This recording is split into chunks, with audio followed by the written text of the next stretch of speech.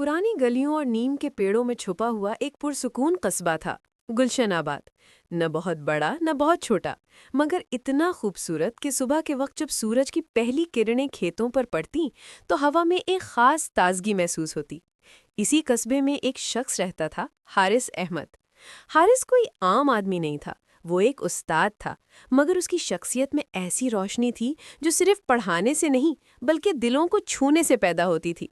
लोग कहा करते थे, अगर उस्तादियां दर्जा नबूवत के बाद कोई इज्जत रखती हैं तो उसकी वजह हारिस जैसे लोग हैं। हारिस की उम्र 40 के करीब थी, कद आम सा, रंग सामरा, बाल थोड़े सफ़ेद हो रहे थे, मगर आंखों में एक अजीब सी नरमी और शफकत थी। वो अक्सर कहा करता था, तालीम सिर्फ किताबों का नाम नहीं, ये दिलों को जोड़ने का हुनर है। वो सुबह सवेरे अपने पुरानी मोटरसाइकिल पर स्कूल जाता, जिसका इंजन कभी कभी चलते चलते फुनकार भी देता, मगर हारिस उसे प्यार से थपक देता। चल भाई, हमें बच्चों के पास ले चल, आज बहुत काम है।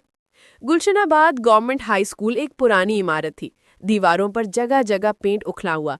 ठंडी हवाएं अंदर आने के बजाय खिड़कियों के दराड़ों से शोर मचाती थीं, मगर बच्चों के चेहरों पर हमेशा मुस्कुराहट होती। हारिस के कदमों की चाप सुनते ही बच्चे दौड़ते हुए आकर बोलते, सर आ गए, आज क्या पढ़ाएंगे? सर, कल वाला सवाल समझ नहीं आया। वो एक एक बच्चे के सर पर हाथ फेरता, सब समझाऊंगा, लेकिन एक शर्त है, आज सब दिल लगाकर पढ़ेंगे। एक दिन हारिस ने देखा कि एक दुबला पतला बच्चा क्लास के कोने में बैठा है, उसके कपड़े फटे हुए, आंखों में खौफ, हाथों में मैल, जैसे जिंदगी ने उसे बहुत जल्द बड़ा कर दिया हो। हारिस ने नरमी से पूछा, बेटा तुम्हारा नाम? वो लरसती आवाज में बोला, अरसलान सर। क्यों बैठे रहते हो कोने में, किसी से बात क्यों नहीं करते? बच्चा खामोश रहा, पूरा दिन भी खामोश, पूरा हफ्ता भी खामोश। आखिरकार एक दिन छुट्टी के बाद हारिस उसके पास बैठ गया। मुझे बताओ बेटा, तुम्हारी परेशानी क्या है? अरसलान की आंखें भर आईं। सर, अब्बू बीमार हैं, काम नहीं कर सकते, अम्मी घरों में सफाई करती हैं, मैं स्कूल के बाद वर्कशॉप में काम करता हूँ, पढ़ाई मुश्किल लगती है, डर लगता है कि आप डांटेंगे, इसलिए कुछ बोलता नहीं। हारिस ने आहिस्ता से उसका हाथ पकड़ा। मैं तुम्हें कभी नहीं डांटूंगा बेटा, तुम मेरे बच्चे हो, और जब तक मैं हूं तुम कभी अकेले नहीं रहोगे। वो दिन अरसलान की जिंदगी का टर्निंग पॉइंट था। हारिस ने अरसलान को खास तवज्जो देना शुरू कर दी। रोज थोड़ा सा ज्यादा समझाता, इजाफी वक्त देता, कभी अपना टिफिन उसके साथ बांट लेता। अरसलान आहिस्ता आहिस्ता खुलने लगा, मुस्कुराने लगा। एक दिन पूरी क्लास हैरान रह गई जब महाना टेस्ट में अरसलान ने 95 नंबर लिए। बच्चों ने तालियां बजाईं और हारिस को यूं लगा जैसे उसकी बरसों की मेहनत रंग ले आई हो। लेकिन जिंदगी हमेशा आसान नहीं होती।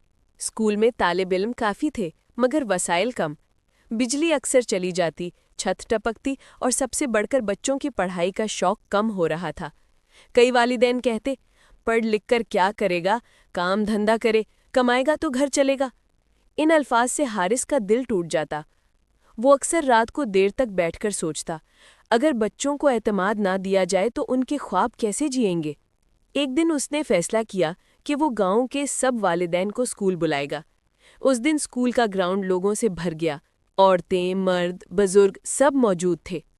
हारिस ने माइक पकड़ा और बोला, आप सब की दुआओं से ये बच्चे पढ़ते हैं, लेकिन अगर हम इनका हाथ ना पकड़ें तो इनका मुस्तकबिल अंधेरों में खो जाएगा।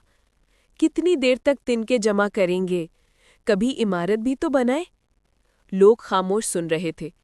आज मैं आप सबसे एक वादा चाहता हूँ, आप अपने बच्चों को स्कूल आने दें, उन्हें तरक्की का मौका दें, और सबसे बढ़कर उन्हें ये यकीन दें कि वो कुछ भी बन सकते हैं। उसकी आवाज़ में इतनी सच्चाई थी कि कई वालिदैन की आंखों में आंसू आ गए। गांव के लोग पहली बार किसी उस्ताद के चेहरे पर ऐसा दर्द देख रहे थे। वक्त गुजरता गया। अरसलान अब स्कूल के बेहतरीन तालिबे इल्मों में से एक था। हारिस उसे मेहनत, किरदार, हिम्मत सब सिखा चुका था। एक दिन अरसलान दौड़ता हुआ आया, सा, मुझे साइंस मेले में मुंतखब किया गया है। वो खुशी से निहाल था। हारिस ने उसके सर पर हाथ रखा। मैं जानता हूँ बेटा, तुम में वो रोशनी है जिसे कोई रोक नहीं सकता। मगर अरसलान के घर की हालत अब भी कमज़ोर थी। मेले का खर्चा ज़्यादा था। उसकी माँ रो पड़ी, بیٹا ہم کہاں سے لائیں گے اتنے پیسے؟ ارسلان خاموش مگر دل ٹوٹ چکا تھا۔ جب حارث کو پتا چلا اس نے ایک لمحہ سوچے بغیر اپنی جیب سے سب خرچہ ادا کر دیا۔ یہ میرا نہیں، ارسلان کا خواب ہے، میں اسے کبھی مرنے نہیں دوں گا۔ میلے میں بڑے بڑے اسکول آئے ہوئے تھے۔ ارسلان تھوڑا گھبرایا مگر حارث نے کہا، ڈرو مت، آج تمہارا دن ہے۔ ارسلان نے سائنس پروجیکٹ پیش کیا، دیہی علاقوں میں کم بجٹ سے بجلی بنانے کا مؤثر طریقہ۔ ججز حیران تھے۔ شام کو جب نتائج آئے، ارسلان پہلا انعام جیت چکا تھا۔ وہ ٹرافی لے کر دوڑتا ہوا حارث کے پاس آیا۔ سر، یہ آپ کی ہے، آپ کے بنا میں کچھ نہیں تھا۔ حارث کی آنکھیں بھیگ گئیں۔ ارسلان، استاد کبھی بدلے میں کچھ نہیں لیتا۔ اس کا انعام صرف یہ ہوتا ہے کہ اس کا شاگرد کامیاب ہو۔ بڑی آزمائش۔ سال گزرتے گئے۔ ارسلان اعلیٰ تعلیم کے لیے شہر چلا گیا۔ حارث اب بھی اسی اسکول میں پڑھا رہا تھا۔ ایک دن اچانک اس کے سینے میں شدید درد اٹھا۔ اسے اسپتال لے جایا گیا۔ ڈاکٹر نے کہا، دل کمزور ہو چکا ہے، آرام کی ضرورت ہے۔ مگر وہ کون سا استاد تھا جو آرام کر سکتا تھا؟ وہ پھر کلاس میں آ گیا، کمزور مگر مسکراتا ہوا۔ جب تک میری سانس چل رہی ہے، میں بچوں کو پڑھاتا رہوں گا۔ وقت گزر گیا۔ ارسلان اب ایک کامیاب انجینئر تھا۔ بڑی کمپنی میں نوکری، اپنا گھر، عزت، سب کچھ۔ لیکن ایک دن اسے اطلاع ملی، تمہارے استاد حارث احمد بہت بیمار ہیں، شاید آخری دن ہے۔ ارسلان کی آنکھوں میں اندھیرا چھا گیا۔ وہ فوراً گاؤں پہنچا۔ حارث بستر پر لیٹا تھا مگر چہرے پر وہی پرانی شفیق مسکراہٹ۔ آ گئے میرے بیٹے۔ ارسلان استاد کے ہاتھ پکڑ کر رو پڑا۔ سر، آپ نے مجھے بنا دیا، میں آپ کے بنا کچھ نہیں تھا۔ حارث نے کمزور سی آواز میں کہا، نہیں بیٹا، تم وہ چراغ ہو جو خود بھی جلتا ہے اور دوسروں کو بھی روشن کرتا ہے۔ بس ایک وعدہ کرو۔ ارسلان نے آنسو پونچھے۔ سر حکم کرے، جب بھی موقع ملے کسی غریب بچے کی مدد کرنا، اس کو علم ضرور دینا، یہی میری وراثت ہے۔ ارسلان پھوٹ پھوٹ کر رو پڑا۔ اس رات حارث احمد اپنے رب کے حضور چلا گیا مگر ایک ایسا چراغ چھوڑ دیا جو کبھی نہیں بجھ سکتا۔ سالوں بعد گلشن آباد میں ایک نیا اسکول کھلا، حارث احمد ماڈل اسکول۔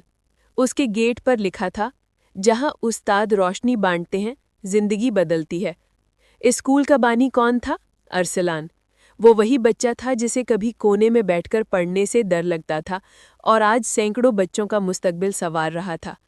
ارسلان نے افتتاح کے دن کہا، ایک استاد ایک انسان نہیں، وہ ایک زمانہ ہوتا ہے۔ اگر حارث احمد نہ ہوتے تو میں بھی کچھ نہ ہوتا۔ لوگ تادیر تالیاں بجاتے رہے اور یوں ایک